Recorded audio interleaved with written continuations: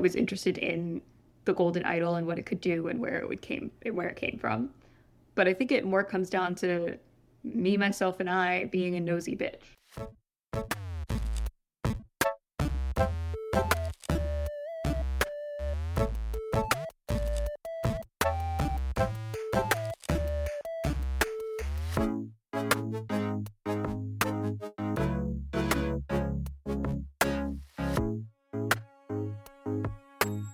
Welcome to Emmy and Annie Talk Indie, where today it is actually Emmy and Annie and a special guest talk indie.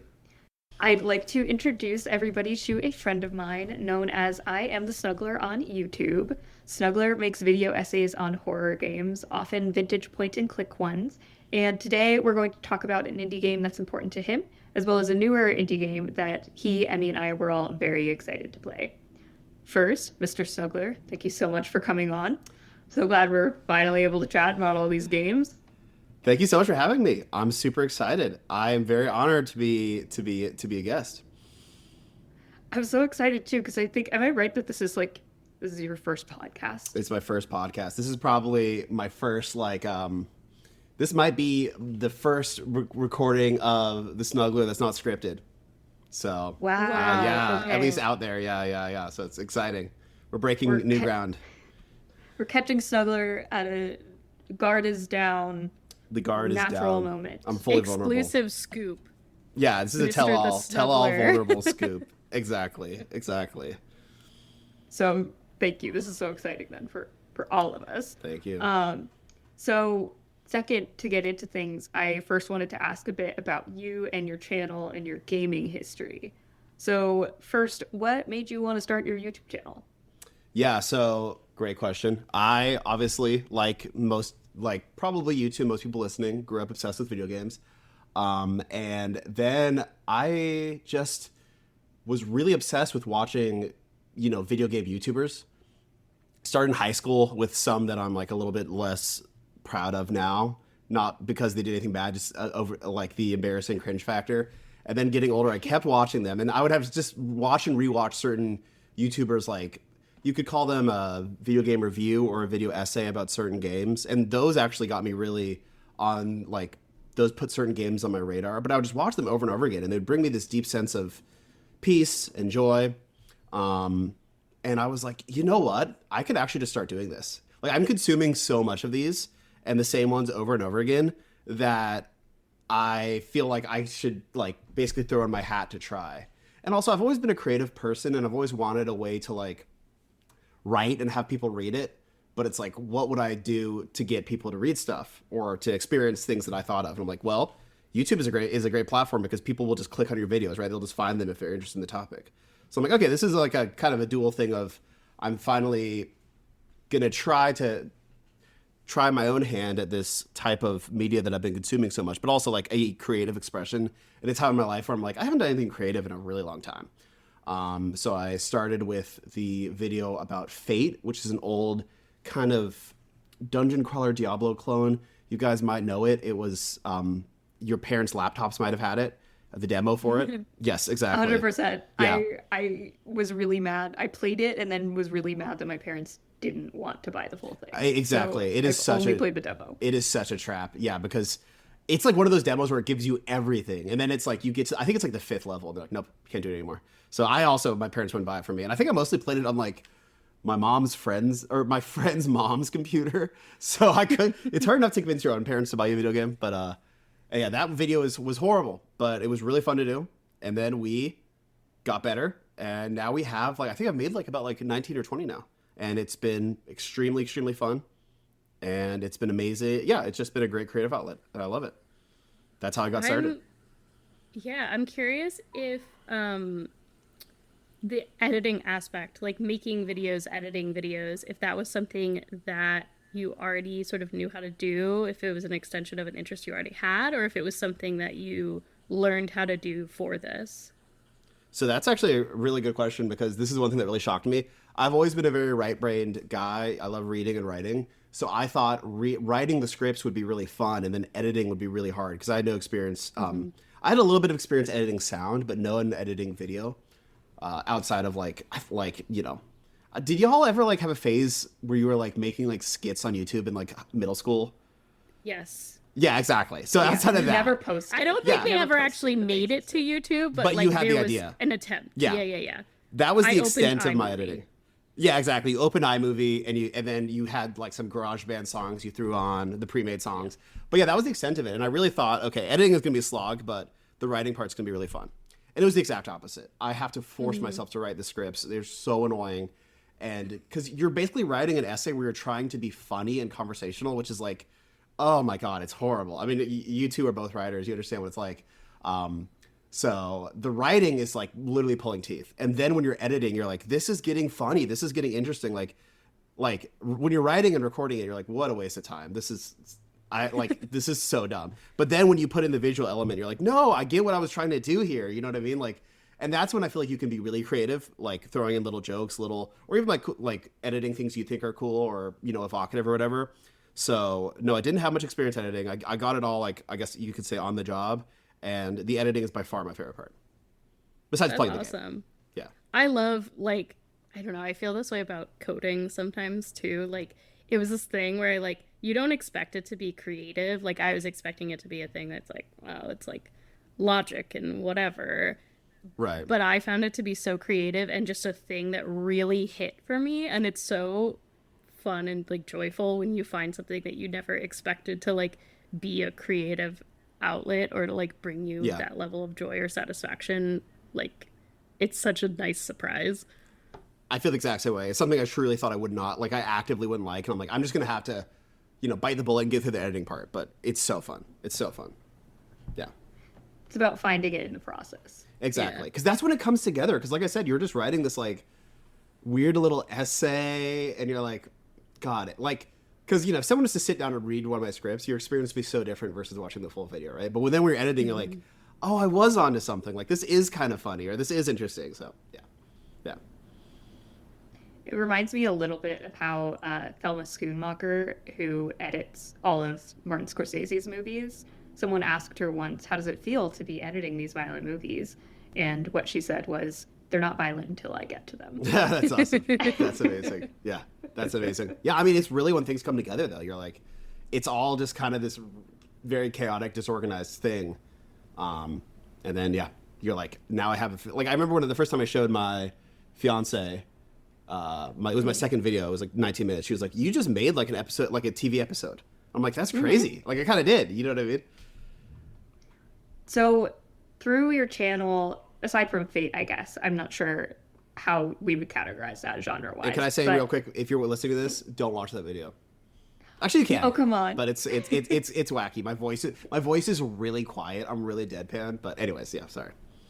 Yeah. Still, something to be proud of is the evolution, right? Like from the beginning well towards said. something. And there will be people who want to see that and also could be inspired to do their own thing because it is sometimes about just starting something and Just seeing where start it. goes. And if you're a chronic starter, not finisher like me, I think a lot of people can relate to that. Just try to finish it, right? Just try to finish the thing. Set your sights smaller and try to finish something. Yeah, the perfectionist impulse is real. Yeah. So I was going to ask then, I guess aside from Fate, a lot of your videos focus on horror games and often point and click horror games. What draws you to horror and mystery games? That is a great question. So I've always liked horror, but I've also always been a person who is not super brave when it comes to horror. Like, I love it and it does scare me, which I think is kind of, not to say like, oh, I'm the best consumer of horror, but I think that kind of is true. I think you have to be a bit of a scaredy cat to really enjoy it because otherwise it's not doing anything for you. So a lot of the games I cover on my channel are not the type of games I grew up playing. And they're things that like my instinct isn't to play. Like, I'm not like, oh, I've had a stressful day. I want to sit down and play a horror point and click game. Like, not at all. Like, I want to replay like games I've played 30 times, like a From Software game or something. But I've always been so intrigued by this world of these like very nostalgic 2000s 3D rendered adventure games. And I always wanted to be the guy who played those. So the channel is an amazing excuse to like get into that world, really, really dig deep in these games that are like tend to be either underrated or kind of forgotten.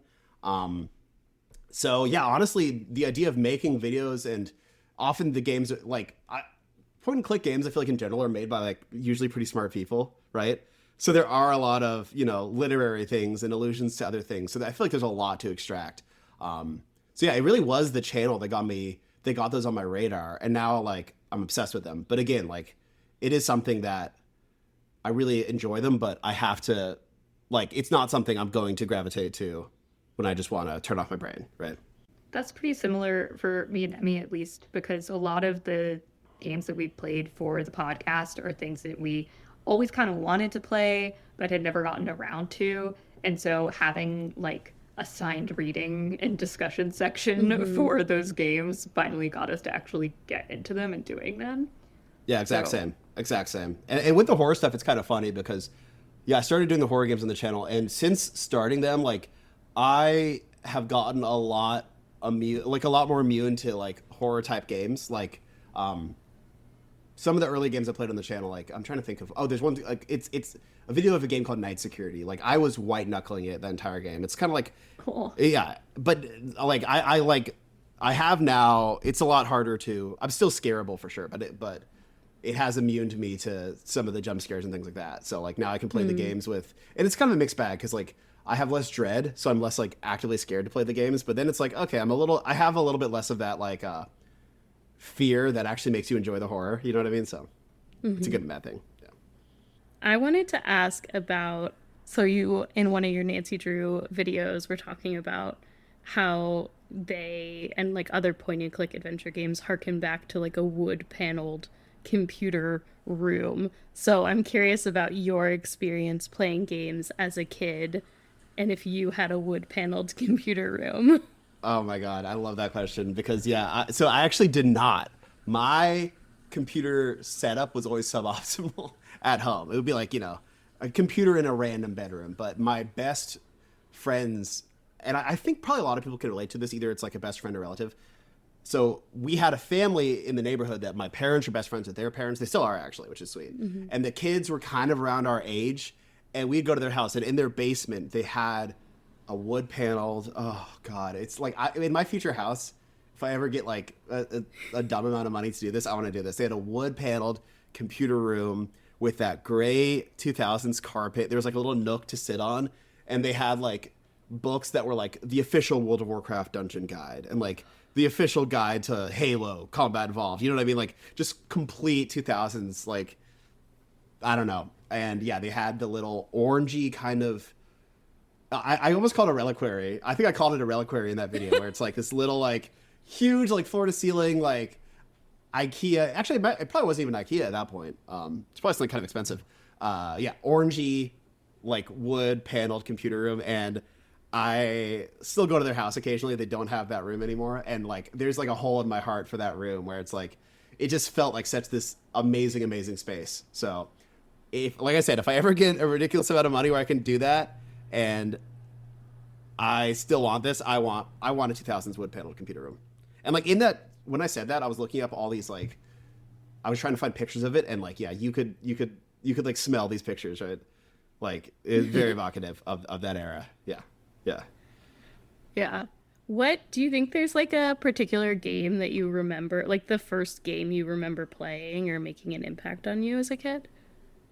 Yes, absolutely. It would be, so I have an older brother. I've talked to my older brother a bit in the videos, and it's amazing because if you are interested in video games and you have an older sibling who does, and my parents were not pro video game, it's amazing because you have a advocate who will wear them down before you have to and get them to finally buy that system and those games. You know what I mean? So I felt like this is the younger sibling advantage. Yeah. Exactly. Like you're like, my brother was so obsessed with video games, he already like weakened my parents' defenses enough where then I could grow up with stuff. So honestly, the big thing was getting an N64 and playing the original Super Smash Brothers and playing Mario 64. I think had the biggest impact on me, where that was like the first game I really remember playing. Like I oddly enough though, with Super Smash Brothers, I remember the box art more than the actual game because they had these really cartoony, like this really cartoony drawing of Samus and Pikachu on the box art, and I honestly probably liked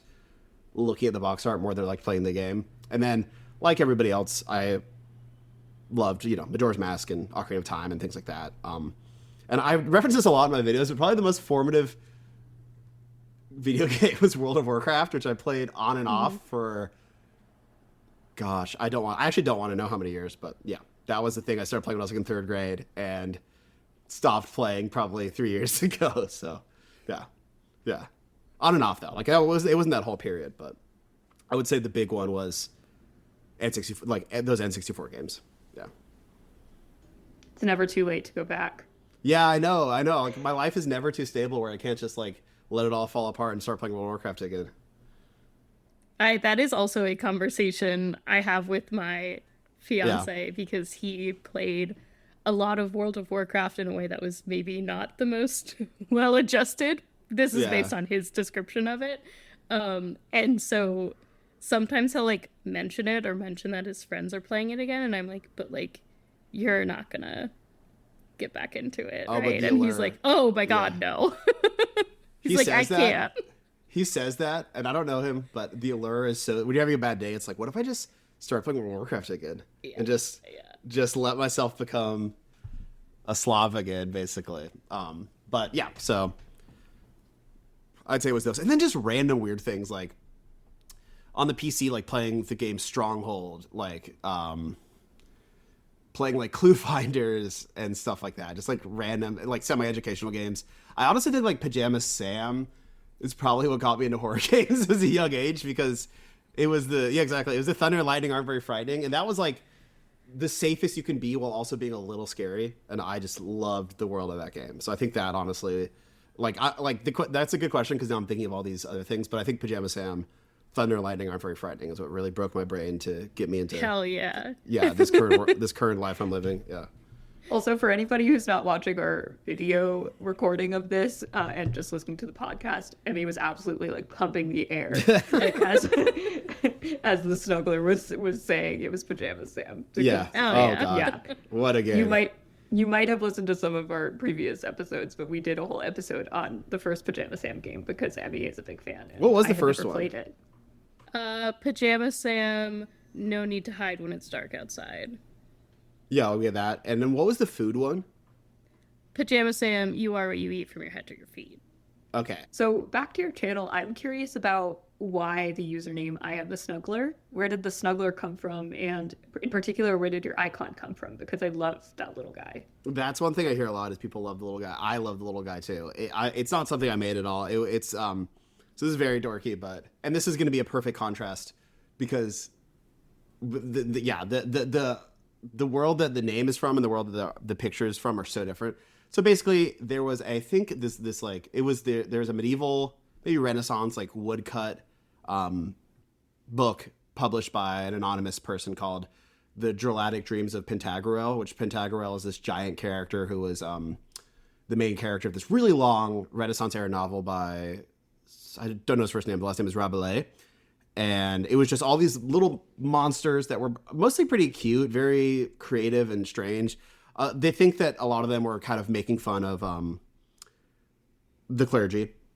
And, so there are like a lot of like clerical allusions, and just some of them might have been illustrating idioms and just kind of making fun of dumb people, like satirizing parts of society. But there's a little hooded guy with the two horns and the long nose and the folded arms, and I just saw it and I was like, I love this guy so much. Like that's literally me. He's literally me. So that I was like, okay, this is so cool. I need a channel picture. I'm like, this is perfect. This is evocative. It's cute.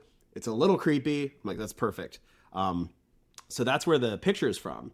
And a few people have like been like, oh, is this from the Drolatic Dreams of Pantagruel? And I'm like, yes, it is. The name, on the other hand, is literally from Tim and Eric, Awesome Show, Great Job, which is a really silly, wacky show if you haven't seen it. But there's a character played by Zach Galifianakis. It's a sketch show, and he's just called the Snuggler. And his things, he snuggles people back to life. So like he'll find people in the woods and he'll snuggle them, and then that heals them basically. And he flies around. He wears like an orange polo and jean shorts. So I don't know why, but in the sketch he goes, "I am the Snuggler," like almost like it's one word. And I thought that was really funny when I was in high school. And we had, in my old Latin class, we had Quizlet, and it was kind of like an anonymous link where you could sign up for Quizlet. And me and my friends specifically my one friend, were really into like making fake Quizlet profiles and getting added to the class like, it's a class of like 20, so they'd be like 40 Quizlet people. And we were really strange. Classic prank. Exactly. Classic prank where it's like the stakes are so low and it's so weird. It's not even that funny. And it doesn't really inconvenience anybody that much. But like, and we'd start making them for other people who were at our school who weren't in the class, which like sounds like bullying, but it really, I don't know why. So like, people who weren't in that Latin class, we would make profiles for them to get added because you didn't need like your own email, right? You just needed to make a username and password. And then I added a profile that's just called IAmTheSnuggler based on that original sketch. And I had just this picture of like some old guy. And it was just my Latin teacher was like, who is IAmTheSnuggler? And I just thought it was funny. So then I started using that as my username for everything. Then I was just like, I'm not even going to worry about a name. I'm just IAmTheSnuggler because that was already my channel's name. So that's how it all worked out. But the name is not great, but I also kind of love it too. So it's like, yeah. I feel like it's perfect. Like it feels like it suits the vibe of your channel so well. Oh, thank you. The idea of like being comfy cozy while also playing these like nostalgic games that are a little spooky. I feel like it all fits together really well. I hadn't actually thought of it like that. I love that. Even the idea of snuggling something back to life feels relevant to a lot of the games that you're playing. That's true. That's true. Yeah, I want my videos to feel very, because like I said, the videos I was watching that inspire me felt very cozy and safe and peaceful. So yeah, that's obviously what I want. But I hadn't thought about it like that, so I love that. I love that take you guys have on it. Now all I want is somebody to draw the Snuggler image. I also didn't know. I always in my head, I knew about like the Rabelais book. Mm-hmm. I knew about Pantagruel. Because that's how it's spelled, right? The character Pantagruel, but I didn't realize it was pronounced very differently because I don't know. Annie, I've only read it. That's just how I thought. So we just both have no idea. We both have no idea, and that's the beauty of it. That's the beauty of it.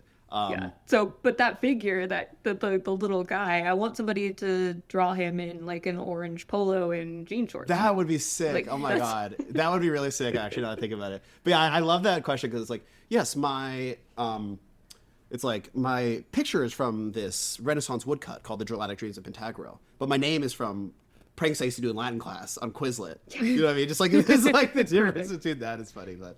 Yeah. The duality. The duality, exactly.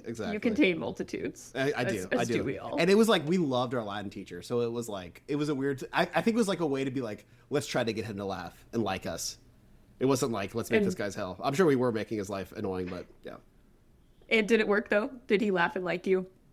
He really I think he did like me, but I was really boisterous in high school to the point where he actually like contacted my mom at one point and and he was like, I like insert my name, but he needs to like he's having too much fun. He needs to relax. Like he needs to know that I'm the teacher. Calm down. Yeah, he's basically I'm not his friend.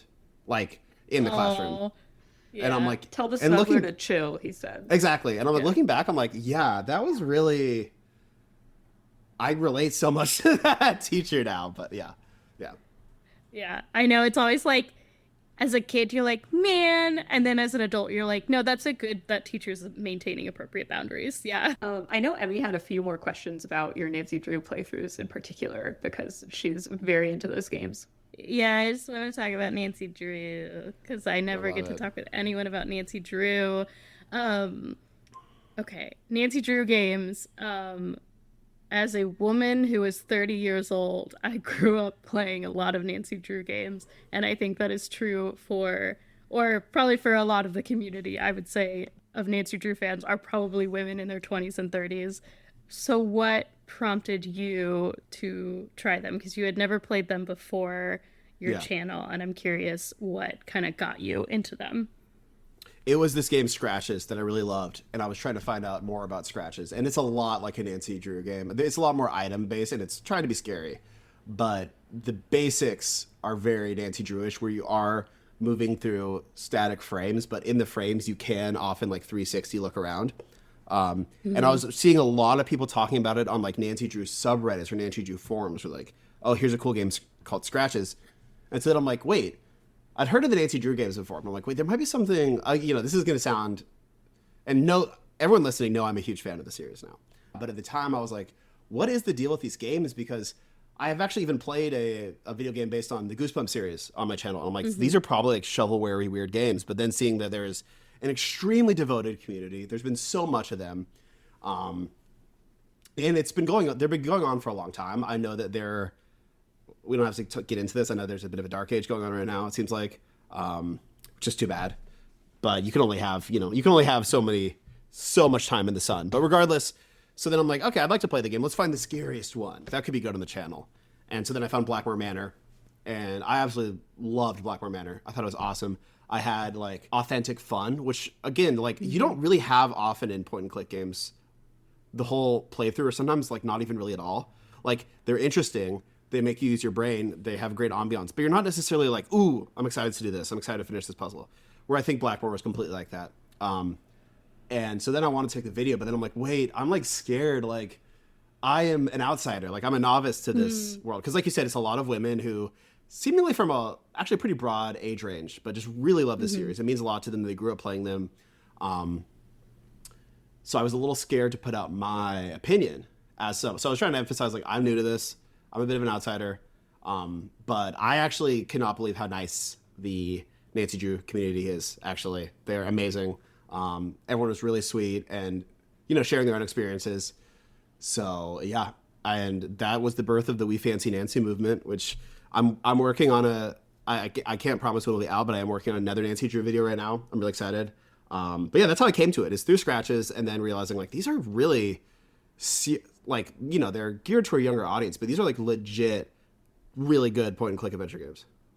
And kind of keeping that tradition alive where it's died elsewhere.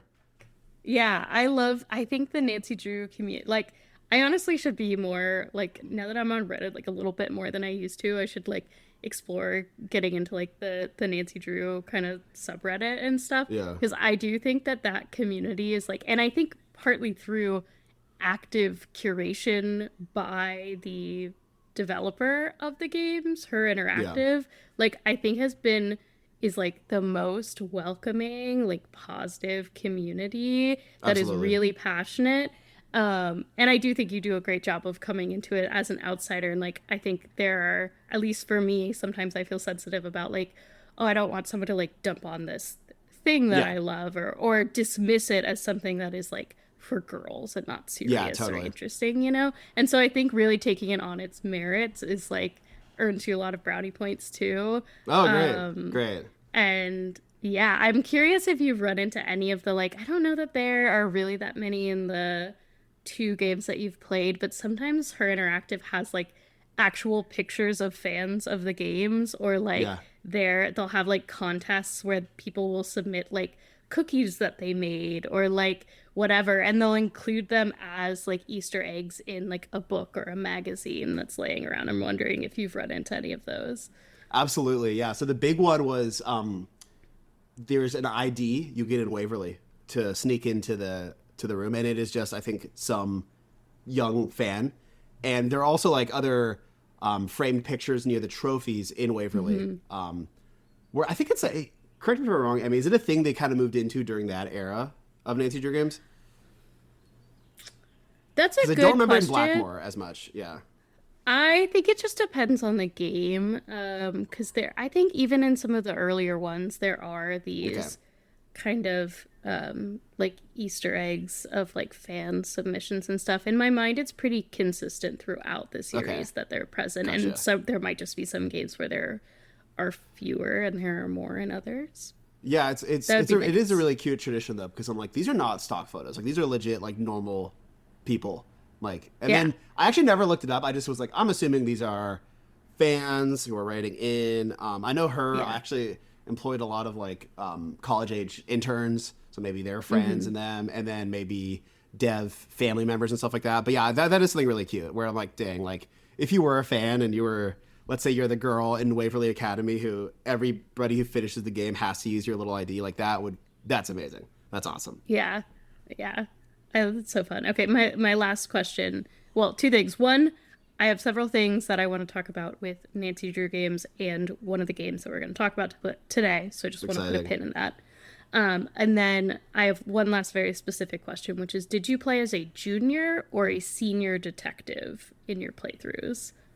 So I have no pride in my detective skills. I'm not gonna lie to you. I do junior every single time. Yeah. I'm not yeah. I'm not senior detective material at It's all. hard. Senior detective is hard. Junior is hard. Junior can be pretty Yeah. hard. I'm gonna be honest with you. Oh my gosh, I was playing Castle Malloy and I was getting my butt kicked. So no, junior all day. Okay. I'm just not senior detective material. That's a fact. I know that. Okay. Yeah. I was curious because I mean, my How approach, about you? Yeah. I have played all of the Nancy Drew games with the exception of the one that came out most recently. And Midnight in maybe Salem. one of the, Or the wait, no, it's a like different maybe one. the second one that has not been remade and it's not really possible to play anymore. Um, and I think I've played Junior Detective almost every time, and while Oh, playing dude. as Junior Detective, have a walkthrough open. So Yeah. like these games are not even like these games are like I am not speedrunning them, but I am playing them as if I am executing an algorithm more than Yeah, attempting to literally. think and reason my way through them. But I still really enjoy it. Yeah, totally. But it is also pretty impressive how sophisticated some of the like the I don't know what you'd call it. I'm not a video game design person. Like the phasing is where it's like there's never like a bottleneck where things really break if you don't do something right. You know what I mean? Like it is pretty sophisticated. It's sometimes down to the order you can do the puzzles in, which I think is really cool. Like I just Yeah. played. I don't want to reveal it, but I just played the one with a lot of puzzles. Let me just say it's a lot of puzzles. Let me give you a hint. What would the hint be? I don't even know. Teeth, dentist. But there's puzzles everywhere, and it's amazing that like for a studio seemingly so small, works really seamlessly. Yeah, yeah. So, for anybody who wants to check out your channel, you already said don't watch your fave video, so let's just pretend it's not there. Yeah, yeah, yeah. What video do you recommend people start with? Oh, that's a great question. My most recent one is a Lord of the Rings one. I was really proud of it, but it's not indicative of what the rest of the games are like at all, or what the rest of the videos are like at all. I would say start with my second video on the game House, which I'm still really proud of. Or yeah, I would say start with my second video, and then if you like it, you can just chronologically creep up. Cool. And then a lot of your videos make it clear that you're a big reader, a big film watcher as well. I had a laugh because I was listening to your No, I'm Not a Human video again, and then you made a comment about how it's like very similar to the movie The Thing, and then you said, if you haven't seen it yet, I genuinely pity you. And you're gonna have to pity me because despite being a film person, I haven't seen it yet. It's a big gap in my film knowledge. Oh, you got to change that ASAP. You I love know. it. It's awesome. I know. But so I was gonna ask though, when you're not playing games, what do you like to do with your time? That's a great question. I love reading, as I think you could tell from the channel. That's something that's a big part of my life. I love being outside in the city I live in. I love watching movies. I love watching TV. I have really bad taste in TV, though. I kind of watch the same things over and over again. As you can tell from some of the jokes in my videos, I just kind of my instinct is to just rewatch The Simpsons and Family Guy over and over and over again. And yeah, just all sorts of things. I guess like everything but I was gonna say athletic stuff, but I do love playing tennis, especially now that the weather's nice. I'm excited to start playing tennis again. I live in a neighborhood where there's like an absolute like wealth of public tennis courts, which is really nice. So Ooh, but yeah, that's so lucky. it's really lucky. Yeah, because you said you live in Unbelievably Seattle, right? Yeah, yeah, I'm sure and you're they're always finding full for of a anything. fucking Of course. pickleball tournament. Oh my God, no! We have where I live, my neighborhood. We have true tennis courts that have not been pickleball-ified, that are all over. You go to one and it's busy. It's like, sweet, let's go to this other one. Let's go to this other one. So there's always somewhere to go.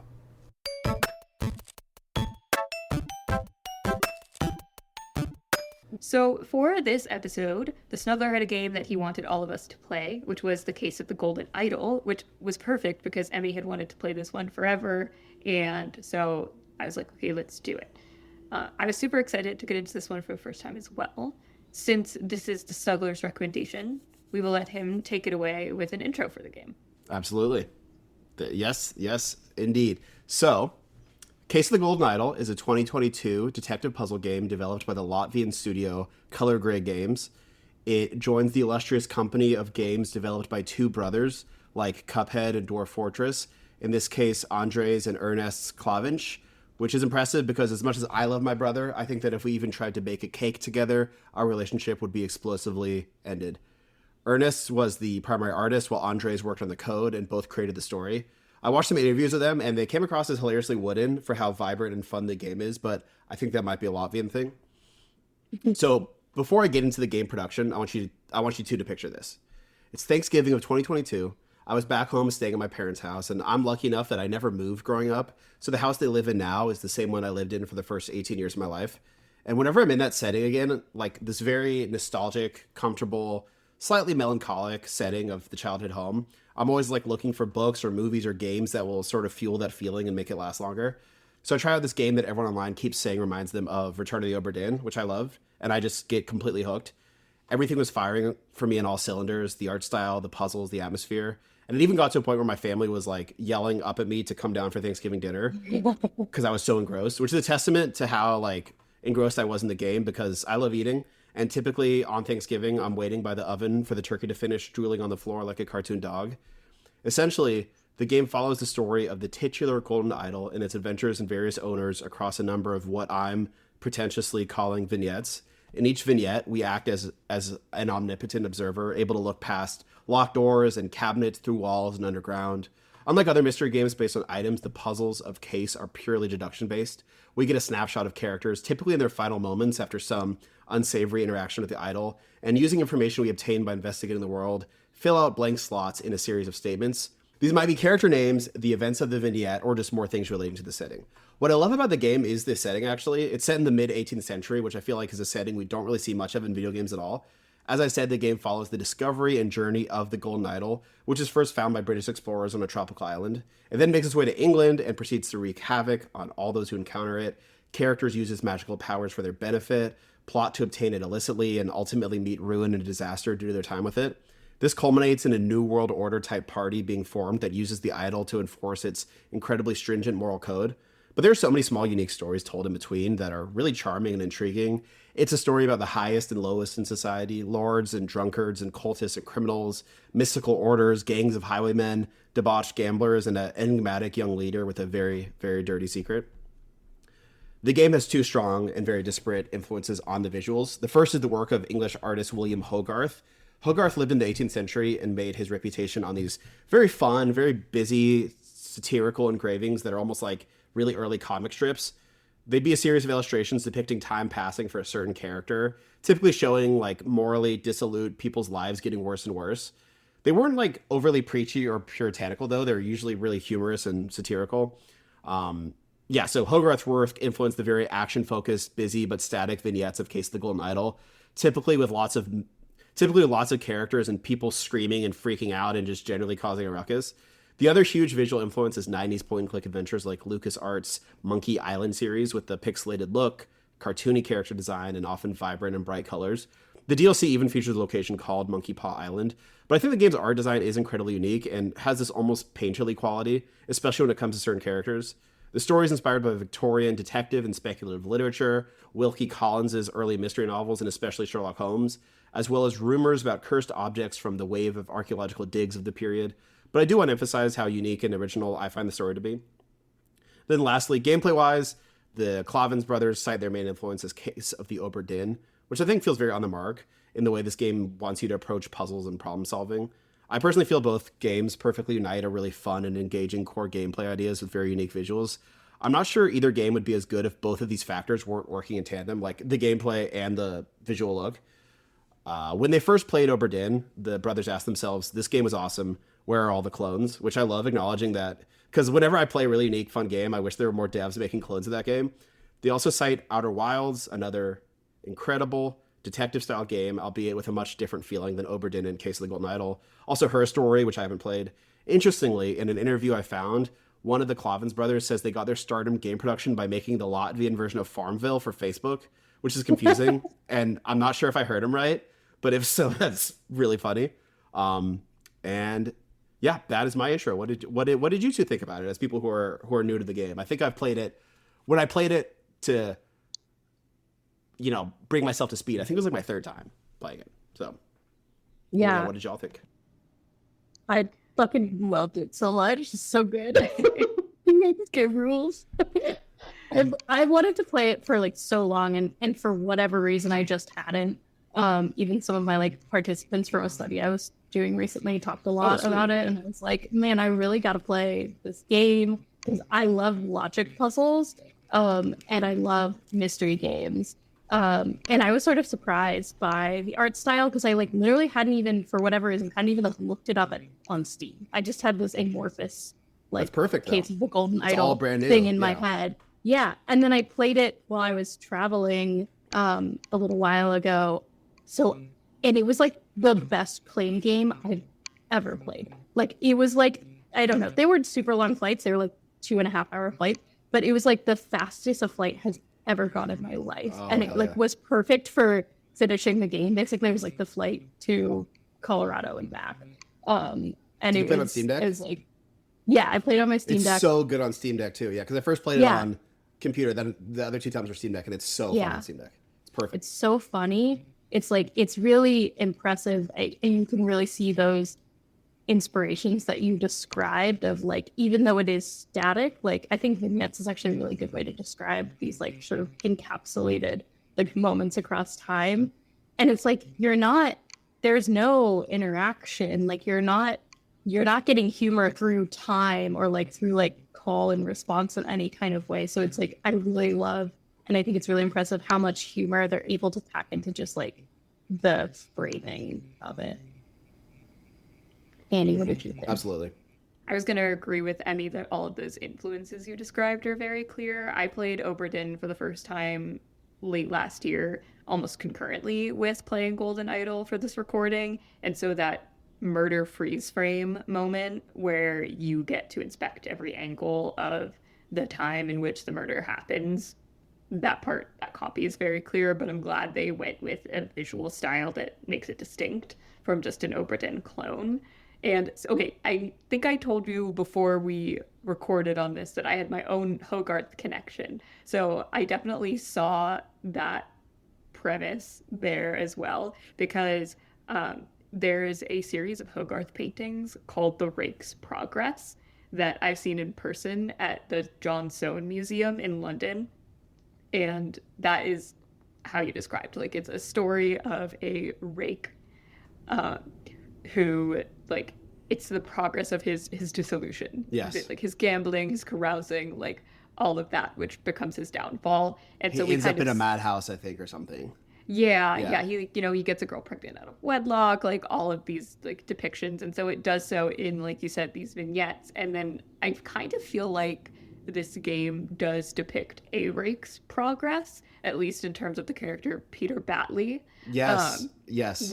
So I enjoyed. He was probably my favorite character because he was just like the absolute worst and comes out on top in the end. Yes, exactly. Exactly. There's another rake too. There are a few. The handsome highwayman, whatever his name is. I love the handsome highwayman. Yeah. Any highwayman. Whenever there's a highwayman involved, I'm like, this is awesome. And his like fashionable hats, like Yes. that come up again, so you know Walter he's around if, like a something, fashionable maybe. Yeah. hat appears. Walter Keane. Was it Walter Keane? I think is his name. Walter Yeah, he's Keane. awesome. It was definitely Walter something. Yeah, So gets his teeth blown out. I will like say, that. Walter Keane, I didn't think he was that handsome. Yeah, No, that's none fair. of. Okay, that's also something else I enjoyed about this game, though. Nobody was that handsome. Everyone's really Everybody's outstanding. everybody's face is just like Yeah. hyper detailed in a way that you do not enjoy looking at them. Yeah, they're Even, crevices.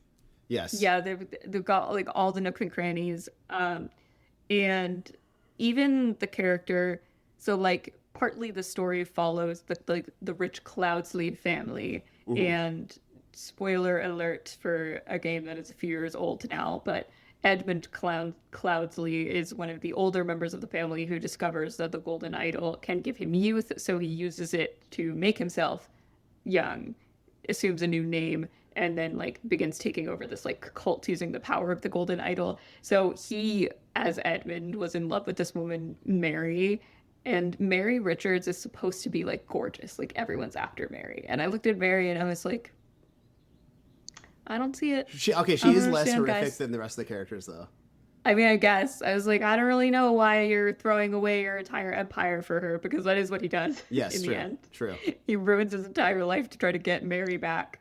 Um, and Mary does not give a shit. So She wants to be anyway, with the loser. that's- She wants to be with the rake. She still wants to be with Peter Batley. She just wants to be with whoever has the most money at any given time, actually. Which Yeah. at the time he did have a bunch of money, so good for him. And he'd you fight know? he'd fight a tiger for her. I love that note where it's like, "I'd fight a tiger for you," and it's this really bad drawing I of Peter love Batley and the it. tiger. So Yeah. I embarrassing. also And she still question. had it years later. Yeah, I Yeah. don't think that this. I don't think that this was written by Peter Batley. I think this was written by someone else. But Annie, I wanted to know if the poem written to an Annie in the game would have worked on you. Let's take a look at it again real quick. Okay, because I I'm gonna have it need a here. refresher. I can You read do, it to okay. you. I'll do Please- a reading. Please read it aloud. Yeah. To Annie! Exclamation point. You are beautiful like a rose.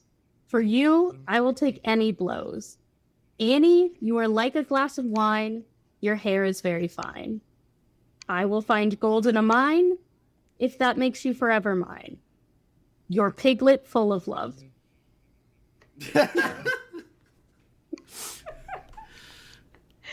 Well, who was it from again? That's the other It's signed by your piglet full of love. It's from the Piglet Oh. Full of Love. Yeah, Do we remember Yeah. who the piglet was? I think that's one of the guys in the yeah. The One of the inn? guys being punished. yeah. yeah. Oh, right. He was being punished for lust or whatever. And bad poetry. I think that was. I and think bad that was poetry. Yes. one of the things. Is bad Yeah, it was an literature. offense Oh, against you're right. art. Yeah. It's not the guy in the end. It's later. Was So it? I love it when someone tells sorry. me that my hair is nice, and I do like gold. So probably, honestly, it would have. Except the issue is that this was happening once Edmund Cloudsley became like the dictator of a regime that seemed to me it was supposed to be like it was a little fascist by like our modern standards, but by the standards of the game, it seemed to be more emulating like the Robespierre era of being in charge of France, especially with like weird holidays and terminology that they'd installed. And so because it was happening in that era, I don't think our love could ever be. He What was in about the trouble. rhyming mine with mine? Is that a good or bad thing? It was a different meaning. That's a good point. So it's not something I would ever personally do, but if I were like a teacher Yeah. reading like a fourth grader's work, I would have to hand it to them. Yeah, that's fair. I want to say there were two moments in this game where I felt like the dumbest bitch alive. And even though overall, love this game because it makes me feel very smart when I figure things out. One, I straight up thought there was a bug in the game because I checked my map so many times and I was like, I don't understand what I'm doing wrong. I just keep doing it wrong. I don't know. And I had to look it up. And you know why it was wrong? It's because I repeatedly did my math and I was like, 60 times 3 is 90. No, it's not. 60 times 3 is not 90. Yeah. It is not 90. I mean, was this when you have to do math about like people's points when they're getting points Yes, for how yeah. they're I supposed to be punished over for and their over crimes? and over again did the math and I did the math wrong every single time. Oh, no. And the other one was so clearly we know the identity of Lazarus. His name is Yeah. Lazarus, for God's Yeah. sakes. My dumb ass was like, I'm confused. Where did this guy come from? Who's this man? Why is this new This person? like Until the very end, and I was like, strong chin fucking guy. duh. That's actually a question I wanted to ask you all because at the end of the very last mission, it's revealed that Lazarus Hearst is Edmund Cloudsley. Did you think that we needed that last frame of him literally having the idol being used on him and like completely like the spelling epilogue out? bit? Yeah. Did you think we needed that? No. Like I think it was clear now. I think But so too, but it actually was what like gave rise to my few qualms with this game, which story-wise, first off, I guess it like suited his like dumb fascist regime that it was all in the end taken down by his horniness, because that's kind of what like a Hogarth progress is supposed to be. Exactly. But I was a little disappointed that in the end the biggest painting, like where you're going through many vignettes all went wrong, kind of comes down to that. second, the epilogue gave me kind of more like questions and answers because we didn't have to see that Edmund Cloudsley became Lazarus, like got his years taken away and became young again, or rather given back to him. But also it shows that a bunch of his lackeys know exactly what the Golden Idol can do and had known for years, which is that exactly how you can do aging or de-aging with the magic powers of the idol. And I was like, how come he didn't get overthrown earlier then? Because that's what it was all about. Like, once Edmund Cloudsley slash Lazarus falls to Peter Badley, who has a cannon installed ready to go to kill him when he comes for Mary, everything falls apart underneath his regime. The lackeys fall to infighting, they kill each other, all of that. I thought they would have fell to infighting much earlier if they knew about the idol and were promised, like, or wanted the immortality it could confer.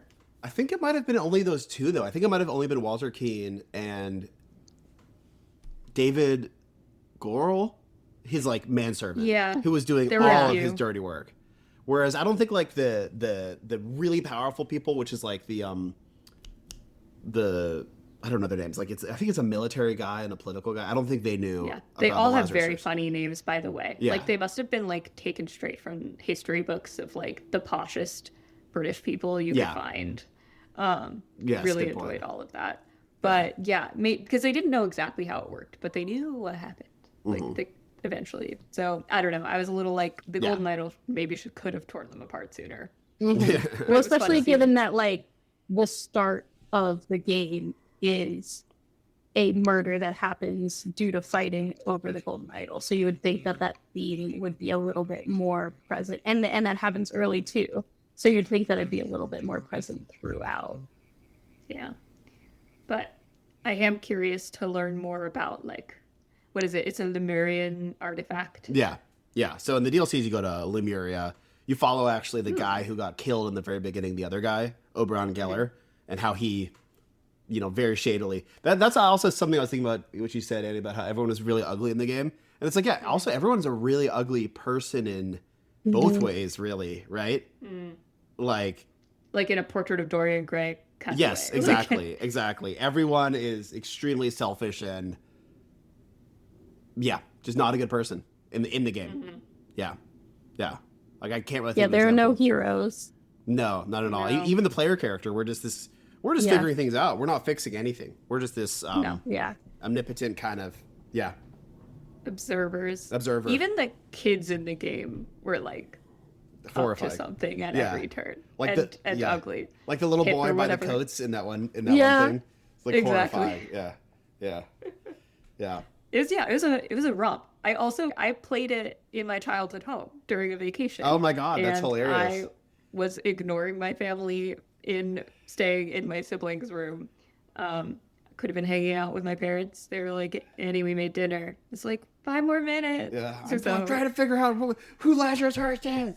It has that effect on people. Yeah. I played it, and also just for technical reference, I played it on my Switch too. Ooh, nice. And oftentimes ended up just my Switch 2 ended up like covered in fingerprints, because after a while I got tired of using the joystick and I just started poking. That's what I started doing on the Steam Deck too. Yeah, for sure. One thing I was curious about is, do you all have a favorite scenario in the game? Because I think mine would be, I like them all. I would say my least favorite, there's the last one is so cool, but I'm not super deductive, and it was giving me it gave me a lot of trouble, kind of almost like both 2 times I played. I love the little inn scene where there's the gamblers in the I think it's called like the mermaid or something. There's the gamblers in the basement, there's the dead guy upstairs, there's that convict who's like, why'd you give me this, I can't read, like the escaped murderer. I just love that whole the whole vibe of that. I thought was so cool. I don't know why. It was like the perfect mix of this cozy setting where that's also very dissolute with the gambling and drinking, and there's also this very dark undercurrent of this guy who just is just lying dead upstairs while everyone's partying downstairs. Yeah, I think my favorite is either the like will reading. I think it's the second scenario or it's the third. or the first house party where Mary and her father are invited. And there's something about the structure of the house. It feels like a little bit like it's the first step into like a bigger one. And then Yeah. I really liked the having multiple servants' rooms. I think it felt the most like a gridded logic puzzle where you're like Yeah. kind of crossing out possibilities and like mapping things to different characters. It's kind of So dollhousey I almost really in a liked way. it. Yes, yeah. Yeah. Also, what you said reminds me, because in the will reading, that's where the guy gets burst into flames, right? Yes. Was he the one? I remember this made me really sad. He had like a book of like Monkey Brothers. What was that? Yes. It was like their It was like fan twin fiction he wrote with his brother. brothers. Yeah. Yes, and they wrote like a story about them being heroes or something. I know, that was really sad. Yeah, they're like something Monkey Brothers, Super Monkey Brothers or something. I'm like, oh, that's really sad. Like, and then then the guy bursts into flames and dies in this horrible way. Yeah. Yeah. I liked the one that was in like the secret hideout in the forest where the first thing you see is Walter Keane having arrived, like the highwayman, and you know it's him because he left behind some of his little fashion magazines. And then I enjoyed that one in particular because it has 3 different scenarios within it. And the progress of looking at the first one to the second one to the third one was very satisfying. One thing that this game does very well is deciding which scene to show you first of a vignette. Yeah. Which immediately makes you go, what the fuck is happening here? Exactly. And that's a good point. And then you want to know more. And so I enjoyed the progress, like the natural showing of this and then that and then that, of that scene the most. That's the one where you get in deep in the house and there's like literally an explosion and Walter Keane's getting like his face blown off. Yeah, awesome. Yeah. I love that Very one too. good That's probably second favorite. humor in a static image, like very evocative. Yeah. Yes. Yeah. And storytelling. I like what you said about the storytelling too, because you often like, for lack of a better term, spawn in a more normal room, and then you're like, oh yeah, outside someone's spontaneously combusting. You know what I mean? Yeah. The heightening. Yeah. Yeah. Yeah, you just take a, well, let's go left first and see what's happening here. And then you're like, oh, okay. Yeah. Yeah, exactly. All right. Especially with the mass, like the mass order. You're like, what the fuck is going on? This is insane. Yeah. Yeah. For that one, they just plop you in the forest and there's a guy tied up. Yeah. And then you go further and further into this like cult hideout and you're like, oh, so they're weird. Yeah, they're crazy. With They've got every like tears reveal. to this. Yeah. Yeah. So yeah, that was very satisfying too. Have you guys played the second one, or do you want to play the second one? I've started. That's this... more recent, right? I'm gonna be honest with you guys, and I think this could be a good segue into my other question. The fact that it's not in the same time period, it kills my interest so much. I hate to admit that, but that like the 18th century setting is so unique and cool. The fact they immediately did like I think it's like set in the 1970s. I'm sure I'll love it. I will play it at some point, but I was a little sad when I saw the setting. I was going to ask when it was set. I didn't expect it to get that close. Yeah, it jumps forward a lot. It jumps forward a lot. I will say also the first DLC is really fun. I think it's got some of the best parts of the game, so I'd recommend that too. But yeah, the second one I haven't played yet. I'm sure I will one day, but I was a little disappointed when I saw like the release and that they were doing like a more modern thing. Yeah. I think I would really like to play the other ones, and I feel like I'm kind of saving them because they're not great. I do a lot of podcast gaming to just like decompress, listen to podcasts, and play something I don't need to pay that much attention to. And this you do, like you can't be listening to something while it's just hard to read. Yeah. So I think I'm going to save them for flights because it was such a good flight game. And it'll be really nice to have it in my back pocket for like future travel, especially as I start having to do more international travel for compensation stuff. So then, Snuggler, you mentioned you had another question to segue to. Oh yeah, so once we talked about the second game. Yeah, so one thing I wanted to just hear y'all think about. So I think what made the game so special for me was this mix of a really novel, unique gameplay these type of puzzles with a really novel visual look. It seems like you both really liked the game. What do you think made the game for you of the two? Was it more the gameplay or the art design / world? For me, I don't know if it was necessarily either. Like, I love pixel art. I like the interesting style. People don't pay attention to the 18th century as much, so it does stick out. maybe it was the world in that, like, I was interested in the golden idol and what it could do and where it came from. But I think it more comes down to me, myself, and I being a nosy bitch.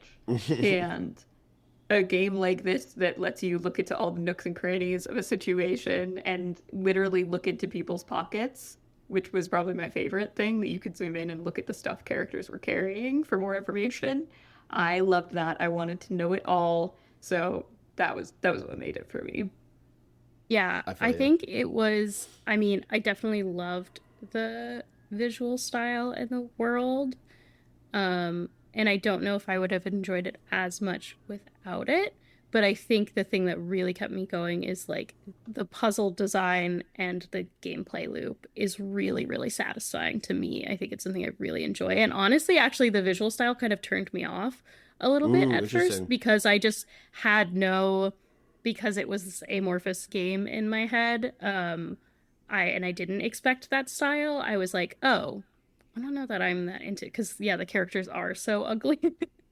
And like I do appreciate the humor of it, but I think I was ready to come with it looking like almost anything. Yeah. Um I think if I came to it not having heard about it from many different people and how good it was, the visual style would have mattered more to me, or like would have been something that got me into the game. But Hmm. then once I'm there, I'm like, even if they made a game that like was fully text based, I think I would still want to play it. Nice. Yeah. Yeah. Emmy, what was the game you were picturing? That's a really good question, but I actually don't know. I think I just wasn't. I'm not sure what I thought it would look like. Maybe I was imagining a Nancy Drew game. Yeah. Maybe. So you were inevitably going to be Yeah. disappointed then. Yeah, thank you for finally getting us to play it. I'm Because just we've glad really y'all been enjoyed playing it. for a while. Yeah, I loved it. I think it's super. It's a very special. It's a very special little game. I think.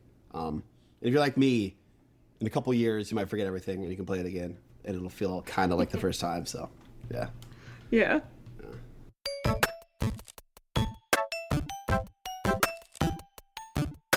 Hello, hello. Annie here just to say that this is where our episode will end for now because we did record a whole long, beautiful conversation on the Seance of Blake Manor, and because we yapped so much, we just decided to split that into a part 2.